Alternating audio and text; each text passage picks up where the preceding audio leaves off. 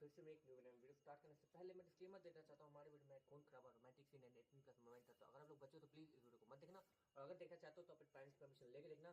और मैं एक मैसेज देना चाहता हूँ उन्हें जिन्होंने नॉवल पढ़ रखी है सीजन 1 का, ठीक है। तो सीजन 1 में गॉड्स टूर्नामेंट हुआ था, ठीक है, मैं मानता हूँ।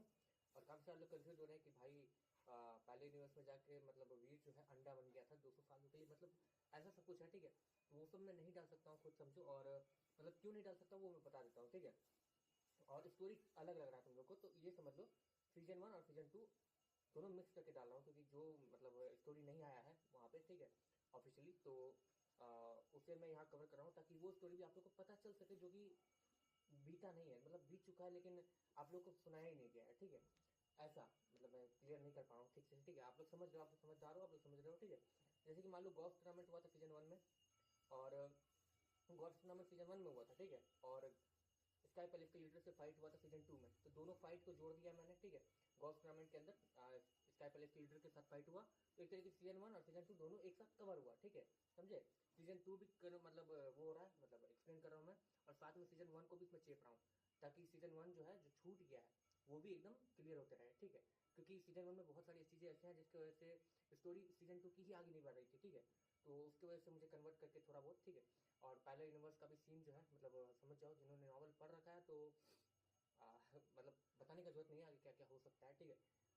तो चलो भाई, टाटा, सी यू एंड वीडियो एंजॉय करो।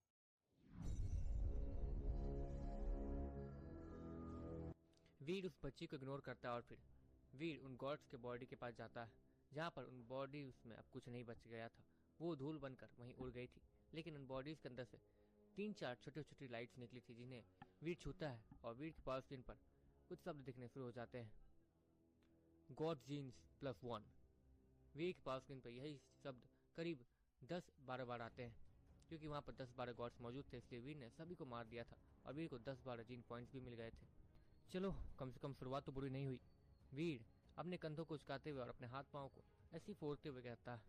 तभी वो बच्ची धीरे धीरे वीर के पास आती है, जैसे कि वो उसे डर रही हो, और वीर के सामने जाके झुक जाती है। क्या क्या आप भी एक गॉड हैं? क्या आप हमारी मदद करेंगे? आप देखने में तो अच्छे गॉड लग रहे हैं। अगर आप हमारी मदद करेंगे तो हम आपकी भी पूजा करेंगे। वो बच्ची डरते हुए वीर के सामने झुकती है और फिर वीर को देखते हुए कहती है। लेकिन वीर की नजर इस वक्त उस बच्ची पर नहीं थी। वीर तो अपनी ताकतों को चेक कर रहा था, जो कि बहुत ज्यादा बढ़ चुकी थी।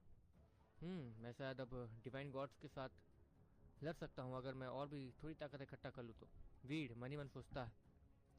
तभी वीर सामने दिखता है, जहाँ पर वो बच्ची उसके सामने झुक कर बैठी हुई थी। तो तुम्हारी क्या परेशानी है? वीर उस बच्ची को देखते हुए कहता है। देखिए गॉड, आपका नाम क्या है? वो बच्ची वीर से डरते हुए पूछती है। मेरा कोई नाम नहीं है, और तुम मुझे ऐसी इज्जत देना बंद करो। मैं गॉड हूँ, लेकिन तुम मेरे साथ नॉर्मली रह सकती हो। वीर उस बच्ची को देखते हुए कहता है। ऐसे मेरा नाम वीर है, तुम मुझे वीर कह सकती हो। ऐसे गॉड वाले टाइटल्स मुझे पसंद नहीं है। वीर उस बच्ची को फिर से देखते हुए कहता है, जिसके बाद वो बच्ची धीरे धीरे अपनी जगह से खड़ी होती है। वैसे तुम कह रही थी कि तुम्हारा शहर मुसीबत में है। चलो, वैसे भी मुझे कुछ गॉड्स की जरूरत तो है, तुम्हें पता है वो कहाँ मिलेंगे? वीर उस बच्ची को देखते हुए कहता है। वो तो आपको गॉड्स पैलेस में मिल जाएंगे। वहां पर तो बहुत सारे गॉड्स हैं, क्या आप उन सबसे अकेले लड़ने जाएंगे? नहीं नहीं, आप मर जाएंगे। आपको पता है, हमारे गॉड बहुत ज़्यादा अच्छे हैं। वो हमारा अच्छे से ख्याल रखते हैं, लेकिन पता नहीं क्यों बाकी गॉड्स उनसे बहुत ज़्यादा जलते हैं और उन्हें बार बार मारने की भी कोशिश करते रहते हैं। और हद तो तब हो गई जब उन्होंने हमारे रशियन गॉड को पकड़ लिया। हमारे गॉड का नाम रशियन है, क्या आपने उनका कभी नाम सुना है? आप जरूर उनका नाम सुन के आए होंगे, क्योंकि वो बहुत ज़्यादा फेमस गॉड है और बहुत ज़्यादा शक्तिशाली भी है। उसी की वजह से हमारा शहर आज तक महफूज था। असल में हम सब यहाँ खुदाई करते हैं, और यहाँ से हमें बहुत सारी ऐसी चीज़ें मिलती हैं जिससे हम अपनी ताकत को बढ़ा सकते हैं। उस लड़की के बात को सुनने के बाद वीर का इंटरेस्ट उसके बात में और ज़्यादा बढ़ जाता है। ताकत बढ़ा सकते हैं? मतलब किस चीज़ से? वीर उस बच्ची को देखते हुए कहता है। असल में हम यहाँ पे खुदाई करने आते हैं। मैं यहाँ खुदाई करने आई थी, लेकिन कुछ समय से इन बाकी गॉड्स ने, जो कि एक गुट बना के रहते हैं और एक टीम बना के रखते हैं, वो यहाँ पर कब्जा करने आ गए थे और उन्होंने यहाँ पे कब्जा कर लिया था। और यहाँ जितने भी लोग थे जो कि यहाँ पे माइन करके कुछ हासिल करते थे और उससे अपनी ताकत बढ़ाते थे, उन्हें भी पकड़ लिया। असल में उसमें से मेरे पापा भी उनके ही कब्जे में है, जिसकी वजह से मैं यहाँ आई थी ताकि मैं उन्हें ढूंढ सकूँ। और तो और हमारे शहर वालों ने कुछ गॉड्स को पकड़ के मार भी दिया, एक प्लान बना के। इसी की वजह से ये गॉड्स मुझ पर बहुत ज़्यादा गुस्सा हो गए थे जब इन्होंने मुझे देखा।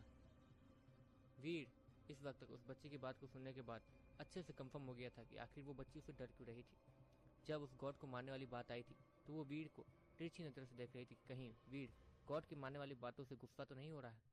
लेकिन जैसे ही वो बच्ची देखती है कि वीर अब भी नॉर्मल है तो वो राहत की सांस लेती है। अच्छा एक बात बताओ, तुम लोग अपनी ताकत बढ़ाते कैसे हो?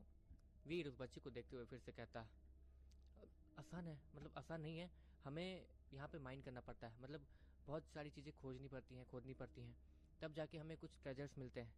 और उन ट्रेजर्स का काम हमारा नहीं है, मतलब मेरे पास उस ट्रेजर का कोई काम नहीं है, मतलब उस ट्रेजर को हम अपने मंदिर के बाद फ्लैक्स मारने लगे, लेकिन एक पत्थर उसके फ्लैक्स गिरी को वहीं पर चकनाचूर कर देता है। साथ ही साथ उस पत्थर की वजह से उसका टकला फूट गया था, जो देखकर एलिस उसके पास आते हुए कहती है, ईमानदारी से मुझे इस पर नजर डालने दो, कहीं तुम्हें ज्यादा चोट तो नहीं लग गई। ये कहने के बाद एलिस अपने हीलिंग मैजिक से रेलॉन्स के फूटे हुए टकले को हील कर देती है। उस पावर को देखकर ग्रे कहता है, इस वर्ल्ड में ऐसी पावर है जिसके बारे में मैं कुछ भी नहीं जानता, पर ये काफी मजेदार लगता है। अगले सीन में जंगल में काफी सारे धमाके हो रहे थे और ये और कोई नहीं बल्कि रेलॉन्स कर रहा था, पर उसके हर अटैक से वो बीस्ट खुद को काफी आसानी से बचा लेता है, जो देखकर रेलॉन्स अपने दोनों हाथों में पहने हुए वेपन के साथ उससे क्लोज कॉम्बैट फाइट करने लगता है, जहाँ पर उसने एक जोर का घूसा उस सुअर में दे मारा, पर उस सुअर का थोपड़ा काफी ज्यादा स्ट्रॉन्ग था, जिसकी वजह से रेलॉन्स को काफी ज्यादा परेशानी झेलनी पड़ रही थी। ये देखकर वो अपनी पावर को इंक्रीज करने के साथ उसको एक ही बारी में ढेर कर देता है, यहाँ तक कि उसने एक बीस्ट को नहीं बल्कि काफी सारे बीस्ट का सफाया कर दिया था। साथ ही साथ हम वहाँ पर एक टीम को देखते हैं। फिलहाल उस टीम के बारे में हमें अभी कुछ नहीं बताया जाता। इसी के साथ यहाँ सीन शिफ्ट होकर आर्थर के घर की तरफ आ जाता है, जहाँ पर आर्थर और उसकी मॉम डैडी का ही इंतजार कर रहे थे। तभी ग्रे बताता है, क्योंकि नॉलेज एक वेपन है, मैं अपने आसपास के एनवायरनमेंट का तेजी से इंस्पेक्शन करता रहा। जबकि रेलॉन्स अपनी बाहें फैलाते हुए कहता है, मैं घर आ गया। आर्थर एलिस और वो उन दोनों को गले लगा पाता उससे पहले ही उसकी नजर अपने हाथ पर चली जाती है, जिस पर बीस्ट का ब्लड लगा हुआ था। ये देखने के बाद रेलॉन्स कहा,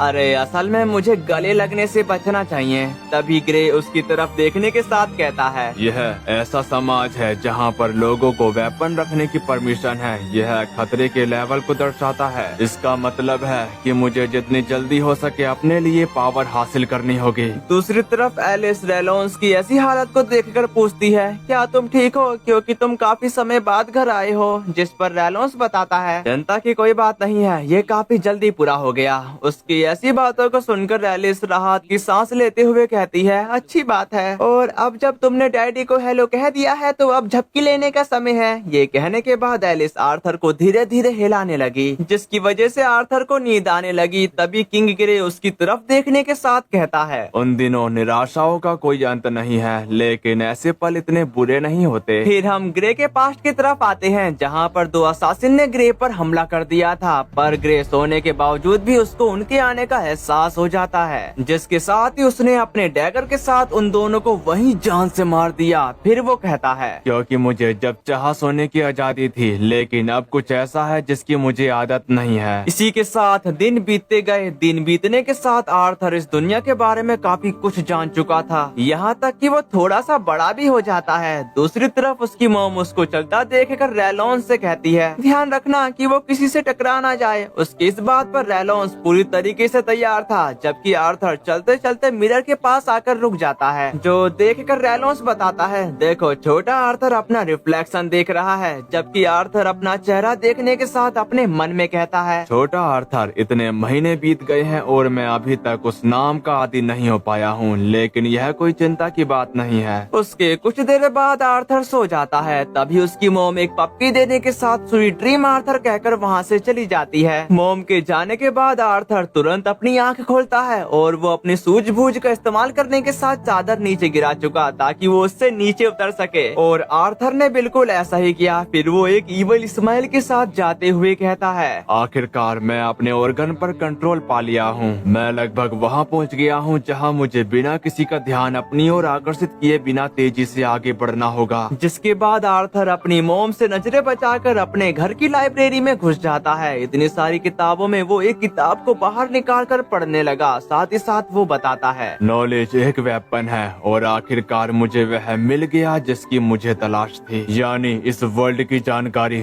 जिस कॉन्टिनेंट पर मेरा जन्म हुआ, डाइकाथेन, उसमें 3 किंगडम है। दारफ किंगडम डोर्प्स का एक underground nation, Elen Noir kingdom एक जंगल के अंदर एल्फ का एक नेशन, और सैपिन किंगडम जहां मैं रहता हूं सबसे ज्यादा जनसंख्या वाला नेशन जिसमें इंसान रहते हैं। मेरे अपने नेशन की तरह यह भी एक राजतंत्र है। राजतंत्र का मतलब होता है राजा, जहाँ पर राज करता है। और काफी लोग कंफ्यूज हो रहे होंगे कि मैं इस बच्चे की आवाज को इतना हैवी क्यों निकाल रहा हूँ। वो क्या है ना कि जब तक आर्थर बोलना नहीं सीख जाता तब तक के लिए ग्रे ही बताता है। तभी ग्रे कहता कि मेन डिफरेंस यह है कि यहाँ पर थ्रोन इनहेरिटेड से मिलता है, सीज नहीं किया जाता। उसी वक्त उसकी नजर एक और किताब पर पड़ जाती है। फिर क्या वो उस किताब को भी निकालने के लिए चला गया, लेकिन वो किताब उसके साइज में काफी बड़ी थी और उसके वजन में भारी थी, इसलिए उसको उस किताब को निकालने में अपना पूरा जोर लगाना पड़ा। किताब को निकालने के बाद आर्थर गहरी गहरी सांस लेने लगता है, क्योंकि उसको किताब निकालने में आर्थर की हालत खराब हो गई। पर वो कहा, मेरी प्रीवियस लाइफ के कंपेयर में यह वर्ल्ड अभी भी डेवलपिंग के प्रोसेस में लगता है, और ये किताब बताती है कि उनकी टेक्नोलॉजी हमारे मुकाबले में इतनी अलग क्यों है। मैजिक इस वर्ल्ड में माना नामक पावर का सोर्स का एग्जिस्टेंस है। माना को कंट्रोल करने की एबिलिटी काफी हद तक जन्म से ही मौजूद होती है, और ऐसा लगता है कि यह डिजीज प्रत्येक 100 लोगों में से एक को होता है। अब मेरे पिछवाड़े पर खुजली होने लगी है, मैं खुजाने के बाद आगे बढ़ूंगा। आमतौर पर माना के 2 अनुप्रयोग है, ऑगमेंटिंग और कंजरिंग। ऑगमेंटर्स अपनी बॉडी को बढ़ाने के लिए माना का इस्तेमाल करने के काबिल होते हैं, इनक्रेडिबल स्ट्रेंथ, डिफेंस और एजिलिटी प्रदान करता है। कॉन्जरर्स माना को प्रोजेक्ट करने के काबिल होते हैं तथा उसे अपनी इच्छा अनुसार कंट्रोल कर सकते हैं। ये कहने के बाद कॉन्जरर्स अपनी बेमिसाल पावर को रिलीज करने लगता है। यहाँ तक कि आर्थर कुछ सोचने लगा, जहाँ पर उसकी मोम रेलॉन्स को हील कर रही थी। ये सब याद करने के बाद ग्रे का कहना है, मैं मानता हूँ कि अपवाद हमेशा होता ही है, चलो कोई बात नहीं। माना को कंट्रोल करने की माना कोर है। ज्यादातर स्पेल कास्टर शुरुआत से लेकर किशोरावस्था के आखिरी सालों तक अपनी पावर का इस्तेमाल करते हैं, अपनी बॉडी में अलग अलग माना को एक पॉइंट में लाकर। इसे माना कोर कहा जाता है, और इस पर कंट्रोल पाने से बंदा मेज बन जाता है। मैं भी ऐसे ही कॉन्सेप्ट से परिचित हूँ। अपने इंटरनल पावर के प्रति जागरूक होना और इसे कंट्रोल करना और फिर उसे अनलेश करना, यह सब करने के लिए तुम्हारे की का सेंट्रल काफी ज्यादा जरूरी होता है। इसी के साथ आर्थर अपने मानव को कंट्रोल करने के साथ कहता है, क्या मेरे पिछले जन्म की यह नॉलेज एक वेपन के रूप में काम करेगी? ये सब करने के बाद आर्थर अपनी की को सेंटर में खोजने लगा। साथ ही साथ अपने माना कोर को एक्टिवेट कर दिया। उसके सेंटर में की हम साफ साफ देख पाते हैं, पर वो इस प्रोसेस को आगे बढ़ा पाता उससे पहले ही उसकी मॉम आते के साथ कहती है, आर्थर तुम यहाँ हो। जो कहने के बाद एलिस उसे उठाते हुए बताती है, आर्थर तुम्हें अपनी माँ को इस तरह परेशान नहीं करना चाहिए। जबकि ग्रे परेशान होने के साथ कहता है,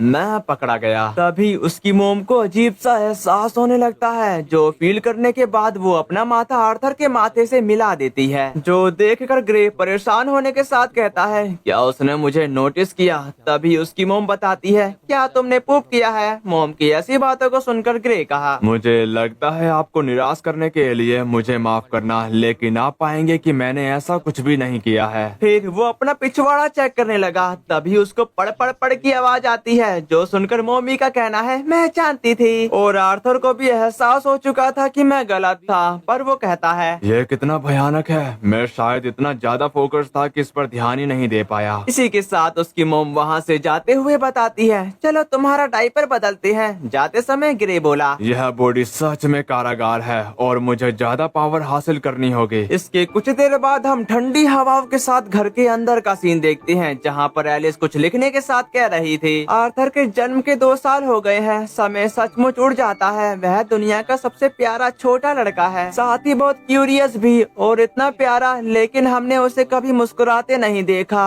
उनके दूसरी तरफ आर्थर एक लकड़ी की सोड लेकर चला रहा था। यहाँ तक कि रेलोन्स उसकी सोडमैनशिप की गलतियों को सुधार रहा था। साथ ही साथ वो बताता है, आर्थर तुम में इसके लिए काफी ज्यादा एबिलिटी है। एलिस आर्थर को देखो। पर एलिस तो उसके पीछे काफी गुस्से में थी थी, जो देखकर रेलोन्स की हालत खराब हो जाती है, जबकि एलिस भड़कते हुए रेलोन्स से पूछती, और तुम मेरे प्यारे छोटे आर्थर के साथ क्या कर रहे हो? उसकी ऐसी बातों को सुनकर रेलोन्स उसको समझाते हुए बताता है, मेरा मतलब है मैं तो बस उसे सोर्ड चलाना सिखा रहा था। पर उल्टा ही एलिस उसको समझाने लगती है, उसने कभी सोर्ड चलाना सीखा है? तुम्हें क्या हो गया है? मैं तुम्हारी बात पर यकीन नहीं कर सकती। अगर उसे चोट लग जाती तो क्या होता? तुम मेरी बात सुन भी रहे हो? तभी ग्रे अपने मोम के ऐसे रूप को देखकर कहता है, इन 2 सालों में मैं इस मैजिक के पावर के स्ट्रक्चर को समझ गया हूँ, या शायद ये पूरी दुनिया महिला ही संभालती हैं। इसके बाद यहाँ सीन शिफ्ट होकर मार्केट की तरफ आ गया था, जहाँ पर आर्थर काफी ज्यादा खुश लग रहा था। उसकी इस खुशी को देखकर एलिस कहती है, जब हम इस शहर में आते हैं तो तुम काफी ज्यादा खुश हो जाते हो। तभी ग्रे वहाँ पर घूमते हुए बताता है, यहाँ आने से इस दुनिया को समझने के लिए जरूरी इन्फॉर्मेशन मिलती है। इसके बाद यहाँ सीन वेपन शॉप की तरफ आ जाता है, जहाँ पर आर्थर उसकी तरफ इशारे करते हुए कह रहा था, वेपन के टाइप और क्वालिटी से मुझे इस नेशन की टेक्नोलॉजी के लेवल का अंदाजा लगाने में मदद मिलेगी। वेरियस सब्सटेंसेस जो मेरे पास्ट लाइफ की दुनिया में मौजूद नहीं थे, और मैजिक को पर्सन के रूप में देखने की अपॉर्चुनिटी सचमुच काफी ज्यादा कीमती थी। इतना घूमने के बाद आर्थर थक कर सो जाता है। तभी एलिस कहती है, मुझे लगता है कि अब झपकी का समय हो गया है। पर आर्थर आधी नींद में कहता कि उन दोनों ने मेरी हर जरूरत चीज का ध्यान रखा है। यह लाइफ अगर स्टाई फीलिंग है लेकिन पसंद नहीं है। क्या परिवार हमेशा से ऐसे ही रहे हैं? जिसके बाद हम ग्रे की पास्ट लाइफ की तरफ आते हैं, जहाँ पर ग्रे को बेसहारा उसके मॉम डैड ने छोड़ दिया था और वो धीरे धीरे बड़ा हुआ। पर उसको परिवार की कमी हमेशा से सताती आई है, लेकिन उसको पता नहीं था कि प्यार क्या होता है।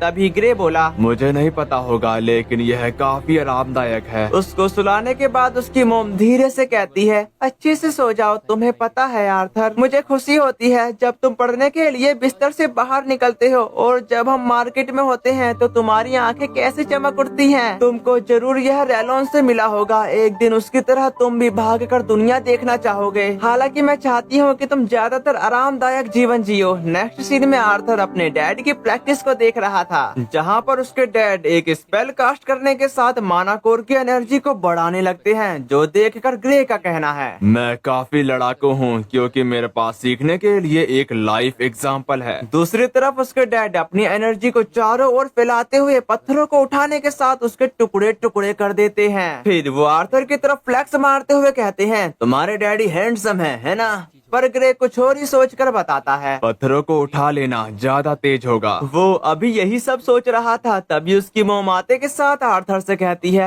यह उनका सबसे बेस्ट शो था, है ना? पर अब तुम देखोगे कि तुम्हारे डैड कितने अमेजिंग है। जो कहने के बाद रेलोन्स अपनी माना एनर्जी को और ज्यादा बढ़ाते हुए एक जोर का हिट जमीन में दे मारता है, जिसकी वजह से जमीन शेक होने लगी थी। अपने डैड की ऐसी खतरनाक पावर को देखकर ग्रे काफी ज्यादा हैरान होने के साथ कहता है, मेरे डैड एक आगमेंट है, मैं ऐसे ही खड़ा नहीं रह सकता। तभी वो वहाँ से जाने ही वाला था, पर उसकी मॉम उसको सुलाने के लिए ले जाने लगती है। रास्ते में आर्थर को काफी सारी किताबें दिखती हैं, जो देखकर आर्थर वहाँ जाने की जिद करने लगा। जो देखकर उसकी मॉम आर्थर को समझाती है, किताबें मत पढ़ो, अब सोने का समय है। मॉम की ऐसी बातों को सुनकर आर्थर अपना जादू मॉम पर चलाने लगा, और मॉम उसके ऐसे क्यूट चेहरे को देखकर कहती है, मैंने कहा नहीं, झपकी का समय पहले आता है, भले ही तुम मुझे इस तरह देखो। पर आर्थर सुनता नहीं। वो अपना और भी ज्यादा क्यूट चेहरा बनाकर उनको देखने लगा। उसके ऐसे चेहरे को देखकर एलिस इस बार पिघल जाती है, पर वो उसे थोड़े समय के लिए किताब देकर वहाँ से चली गई। उनके जाने के बाद ग्रे कहा, जीत मेरी हुई। इन 2 सालों में मैंने काफी टाइप की नॉलेज को हासिल किया है, जिनमें से सबसे वैल्यूएबल है माना कोर को प्रोड्यूस करने की एबिलिटी। पूरी बॉडी के माना की अनगिनत टुकड़े सभी एक ही पॉइंट पर फोकस हैं। यह एक ऐसा काम था जिसके लिए काफी प्रैक्टिस की जरूरत थी, लेकिन आखिरकार इसका बेनिफिट मिल रहा है। मैं लगभग वहाँ पहुँच गया हूँ, बस थोड़ा सा और। ये कहने के बाद वो अपनी माना एनर्जी को कुछ ज्यादा ही बढ़ा देता है। दूसरी तरफ पहले रेलोन्स इससे बेखबर अपना टाइम स्पेंड कर रहे थे। उसी वक्त एक जोर का धमाका हुआ। इस धमाके को देखकर रेलोन्स अपनी परवाह ना करते हुए एलिस की जान बचाता है, और ये धमाका कोई छोटा नहीं था बल्कि काफी ज्यादा बड़ा था, क्योंकि उसने घर को पूरा का पूरा डिस्ट्रॉय कर दिया। साथ ही साथ उस धमाके आंखें की वजह से रेलोन्स जल जाता है। तभी वो एलिस से पूछता है, क्या तुम ठीक हो? जिस पर एलिस उस बात का जवाब नहीं देती, बल्कि वो आर्थर की काफी ज्यादा फिक्र कर रही थी, क्योंकि उसको डर लग रहा था कि कहीं आर्थर को कुछ हो ना गया हो। उसकी ऐसी बातों को सुनकर रेलोन्स तुरंत अपने घर में जाता है, जहाँ पर धूल होने की वजह से वो उसको ढूंढ नहीं पा रहा था। फिर वो भागते भागते लाइब्रेरी की तरफ गया, लेकिन वो वहाँ के इस मंजर को देखकर काफी हैरान हो जाता है। साथ ही वो कहा, अरे नहीं, यह नहीं हो सकता, इसका कोई मतलब नहीं है, वह अभी 3 साल का भी नहीं हुआ है। उसकी ऐसी बातों को सुनकर एलिस कहती है, रेलोन्स क्या हुआ है? आर्थर ठीक है ना? पर वो भी वहाँ के सीन को देखकर काफी ज्यादा हैरान हो जाती है, क्योंकि आर्थर माना एनर्जी से पूरा का पूरा लिपटा हुआ उड़ रहा था। आर्थर को देखकर रेलोन्स एलिस को बताता है, एलिस हमारा लड़का पहले से ही है। तभी आर्थर अपनी आँख खोलने के साथ कहता है, मेरी प्रैक्टिस रंग लाई, यह एक महान पहला कदम है। दूसरी तरफ उन दोनों के मुंह खुले के खुले रह गए। उसी वक्त छत के बचे हुए टुकड़े आर्थर पर गिरने लगते हैं, जो देखकर आर्थर वहाँ से भागने लगा, पर वो भाग नहीं पाता